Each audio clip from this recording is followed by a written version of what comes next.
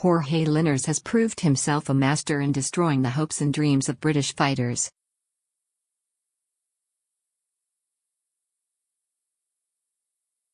In epic clashes against Kevin Mitchell and Anthony Crolla, Linares boasted just enough to edge the narrowest of decisions.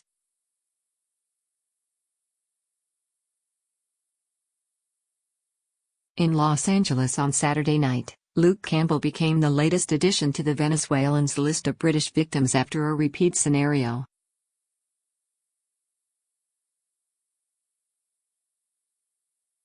In his first world title fight, Campbell was a whisker away from lifting the WBA lightweight belt.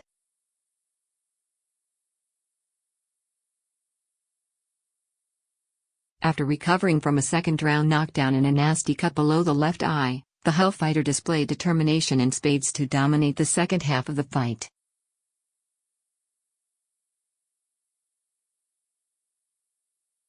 Campbell thought he'd done enough, and understandably so. It was that close. Linares could have had few qualms if he'd surrendered his title. Yet Linares probably did just enough.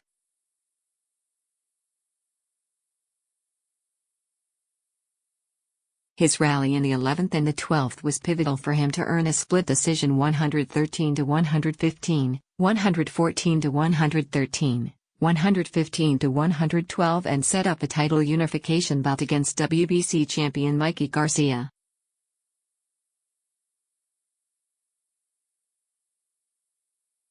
"I got off to a rocky start, with a nice clean shot in the second round," said a dejected Campbell in the ring afterwards.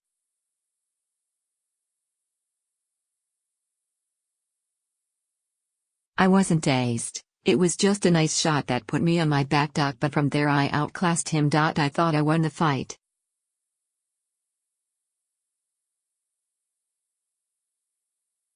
"I didn't think he was landing any shots whatsoever and I was landing all the clean shots."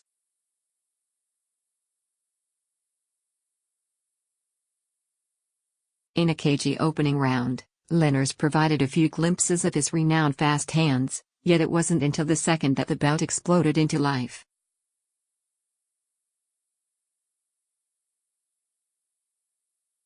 The champion began to move onto the front foot and got his reward when he unleashed a three-punch combo, the last of which was a short right hand that sent Campbell pivoting to the mat.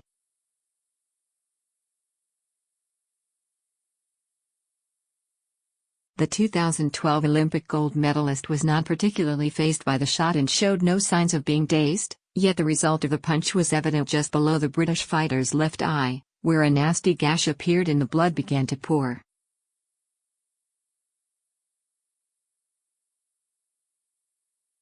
Campbell managed to see it through until the end of the round, yet Linares went looking for the kill in the third.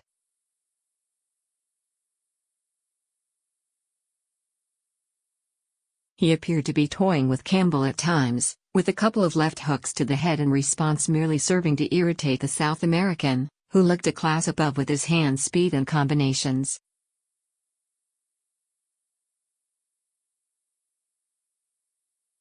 At that stage, it looked a case of when, rather than if, Linares would win. But while Linares was again the dominant fighter in the fourth and fifth rounds, there were plenty of signs that Campbell was coming back into proceedings.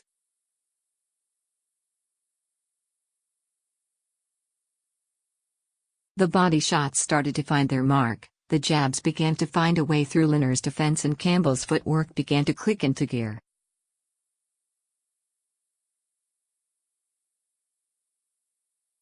He looked sharper, quicker and crucially, more aggressive. From the moment in the sixth when Campbell connected with a shot to the body and quickly followed it up with a right hand to the head, it appeared as if his self-belief had gone up a notch or two.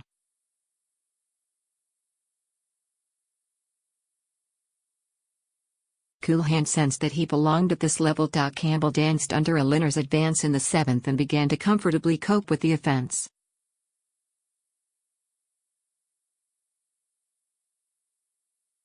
He was making all the running, with his southpaw jab proving awkward for the champion to counter.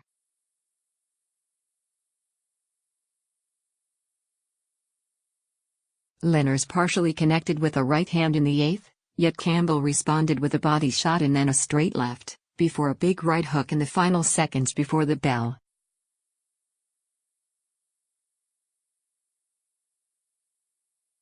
The 9th and 10th were closer affairs, but Campbell still looked the brighter of the two, snapping back Linares' head to prompt a broad smile from the title holder.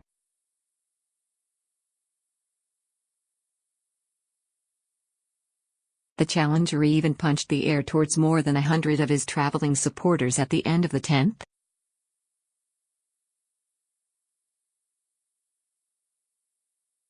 Linares clearly realized he was in trouble after completely failing to build on that early knockdown.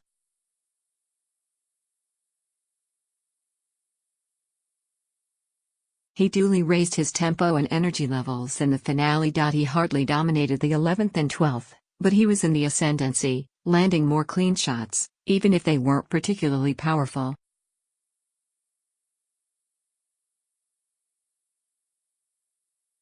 Nevertheless, the way Campbell dropped his head afterwards showed how disappointed he was by the outcome.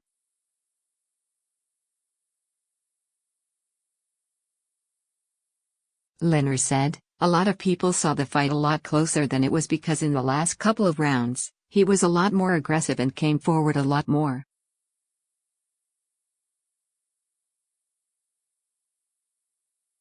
When I first started off, I felt very fast. The only thing he had over me was that he was a very technical fighter. He was very tall and had long arms.